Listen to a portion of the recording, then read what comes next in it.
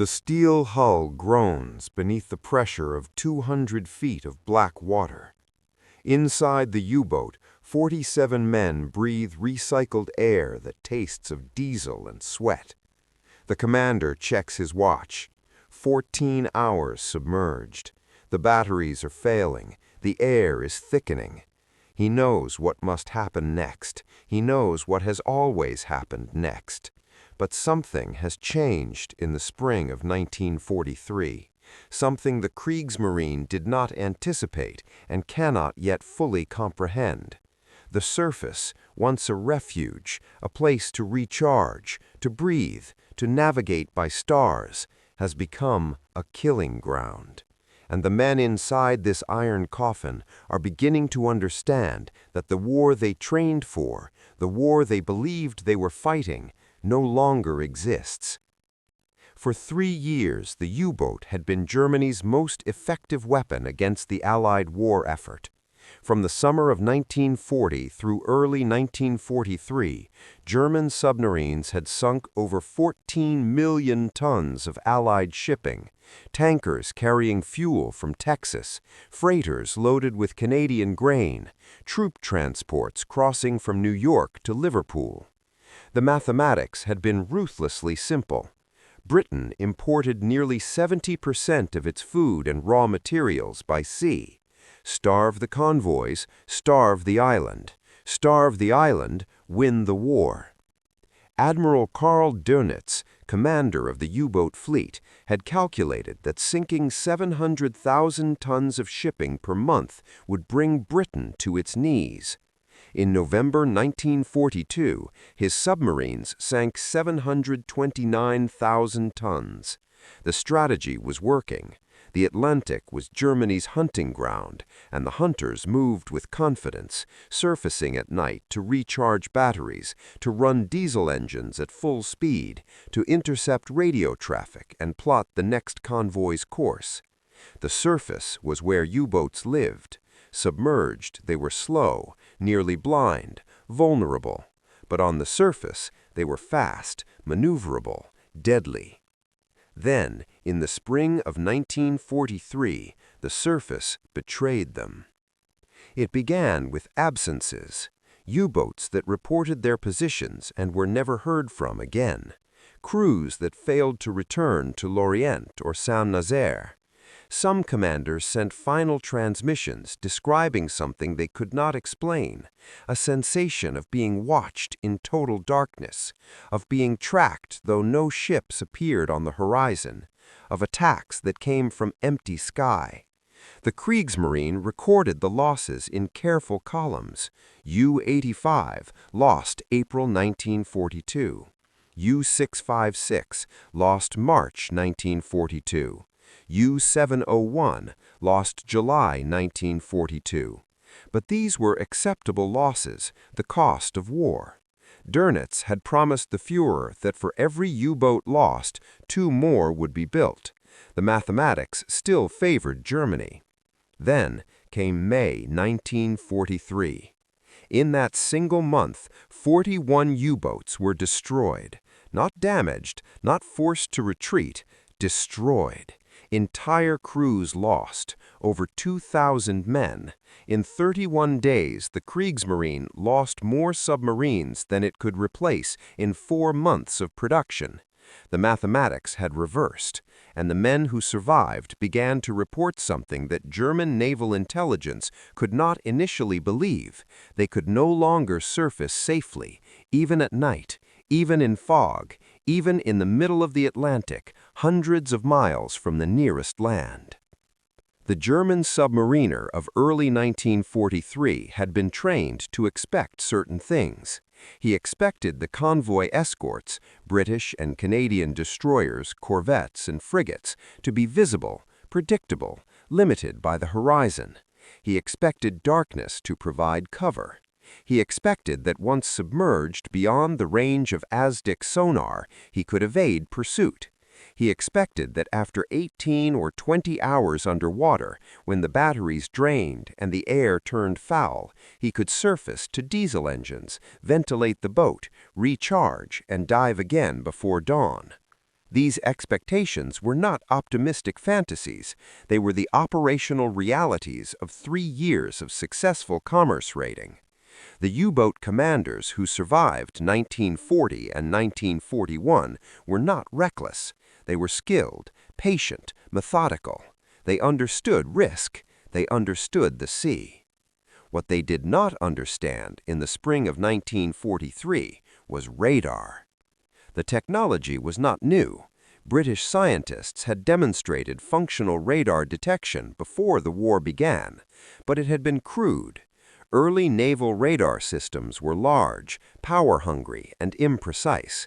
A destroyer might detect a surfaced U-boat at 6 or 7 miles in calm seas. The submarine, low to the water, could often spot the destroyer's silhouette first and dive before being seen. The advantage still belonged to the hunter. Then, in early 1943, Allied forces began installing centimetric radar, operating at 10-centimeter wavelength on escort ships and patrol aircraft. The equipment was compact, reliable, and devastatingly accurate. It could detect a surfaced U-boat's conning tower at 10 miles. It could distinguish a submarine from a whale or a piece of driftwood. It could see through fog, through rain, through the blackest night. And the U-boat surfacing to recharge had no warning. German radar detectors, tuned to the longer wavelengths of earlier British systems, remained silent. The submarine broke the surface, and the patrol plane was already turning towards it, descending through the cloud cover, the bombardier sighting through the Nordenscope.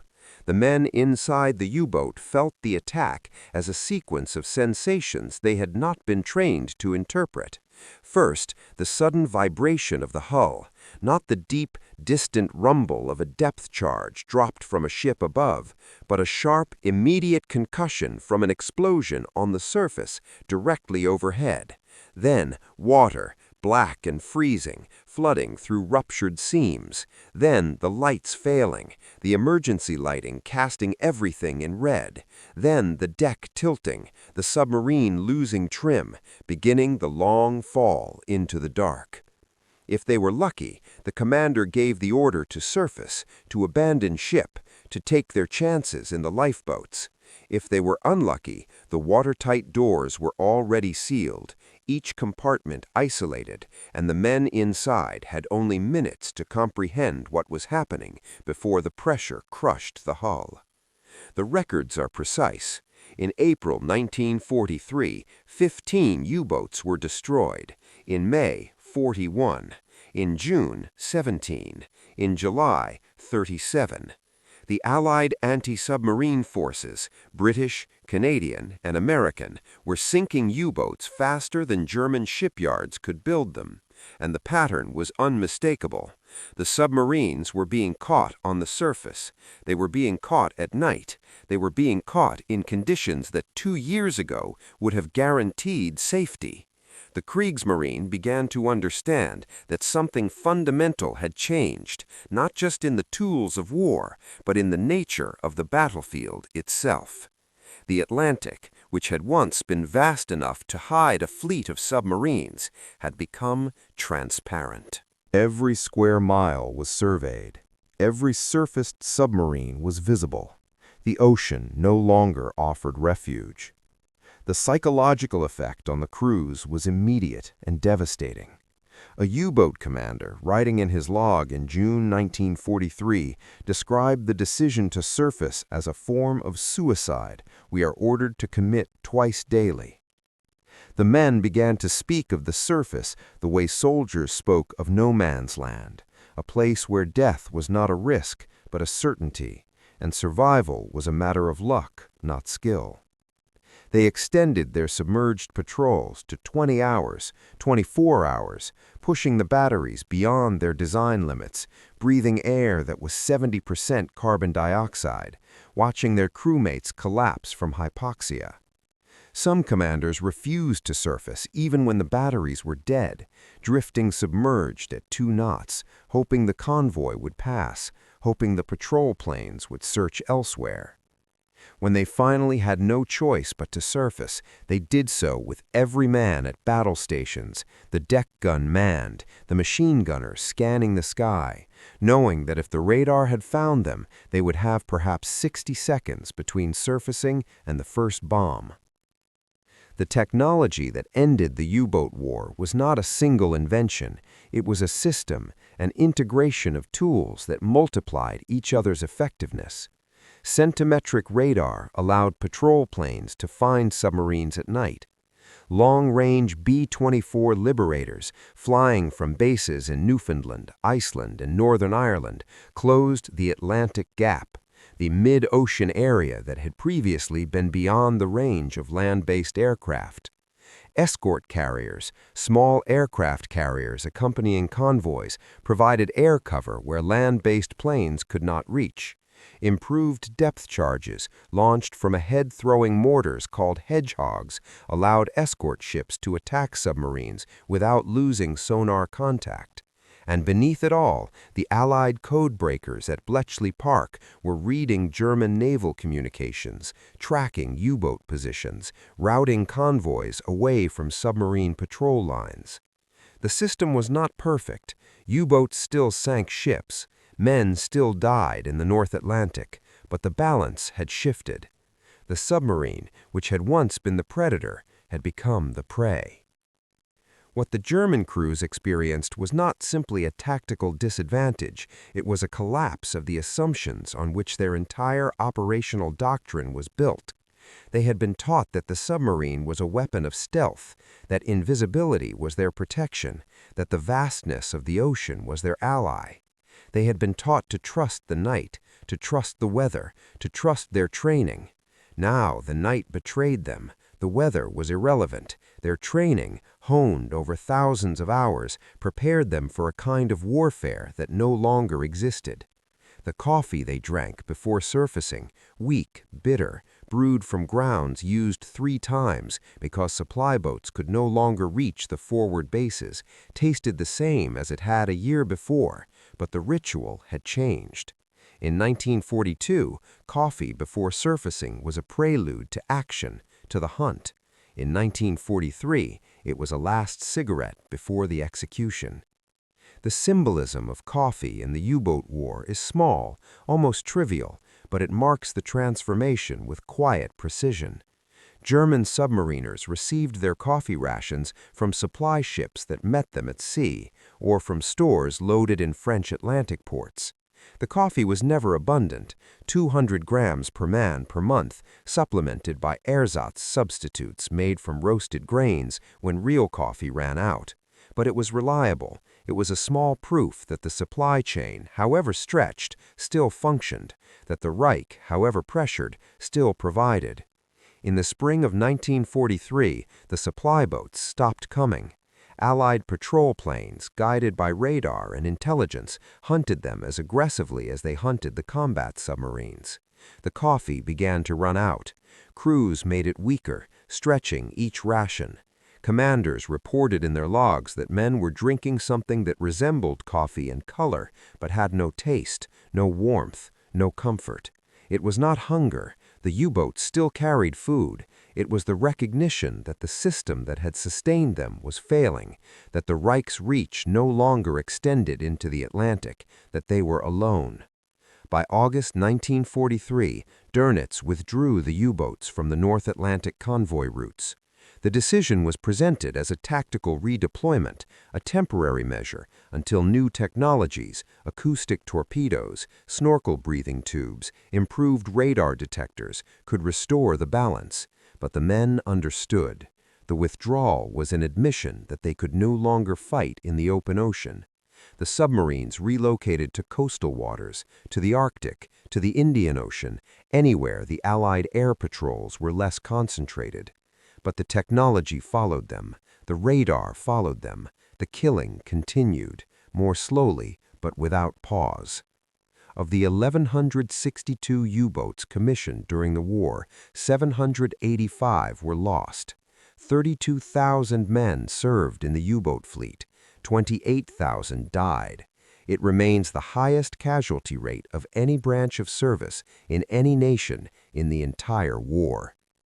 The few who survived spoke in the years after of a particular kind of fear that had no name in their training manuals, not the fear of depth charges, which was violent and immediate, but the fear of the surface, which was slow and absolute.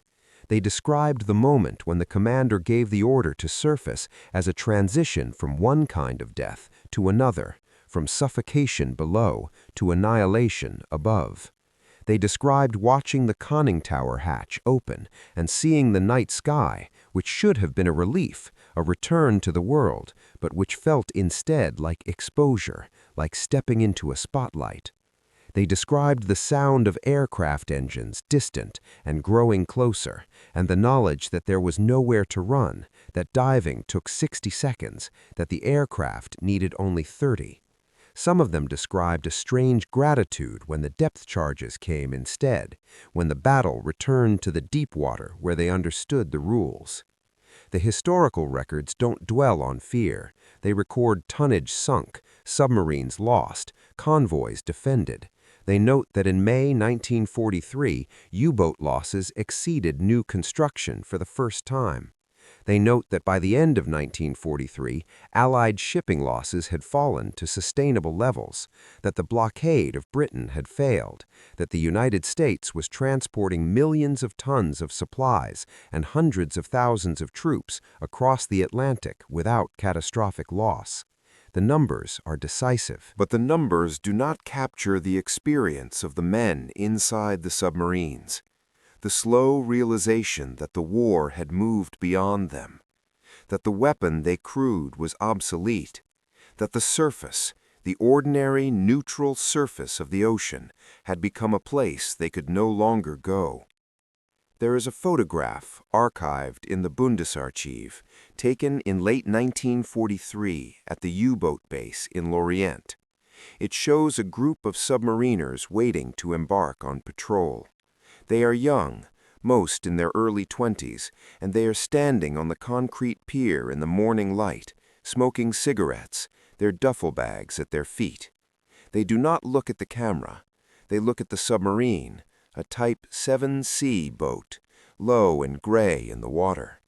The photograph is unremarkable in composition, a routine documentation of a routine departure. But the faces are worth attention. There is no enthusiasm, no eagerness, no confidence. There is only a kind of weary knowledge, the expression of men who understand exactly what they are about to do and exactly what it will cost. They are not defeated, they are not cowards, but they are no longer certain that the surface will tolerate their return. The end of the U-boat war in the North Atlantic did not end the war itself. It did not liberate France, or defeat the Wehrmacht, or bring the Nazi regime to collapse. But it made those outcomes possible. It ensured that American factories could send their production to Britain, that Canadian grain could feed British cities, that the vast industrial capacity of the United States, untouched by bombing, unstretched by invasion, could be brought to bear in Europe. The submarines that could no longer surface were not defeated by superior courage or greater sacrifice. They were defeated by the patient application of technology, by the integration of systems, by the quiet, relentless accumulation of small advantages. Radar, code-breaking, long-range aircraft, centimetric wavelength. These were not dramatic innovations, they were refinements, improvements, the work of engineers and scientists who would never see the Atlantic, who would never hear the sound of a torpedo being loaded, who would never taste the weak coffee brewed from exhausted grounds. But their work made the ocean transparent, and in that transparency the submarine had nowhere left to hide. The war continued for another 2 years. U-boats continued to patrol, continued to sink ships, continued to die. But the nature of the fight had changed. The submarine was no longer the hunter, it was the fugitive. The surface, which had once been the source of its power, had become the place of its ending. And the men who went to sea in those boats carried with them the knowledge that they were sailing into a war already lost, into an ocean that no longer belonged to them, into a future that promised nothing but depth and darkness and the long, patient wait for the sound of engines overhead.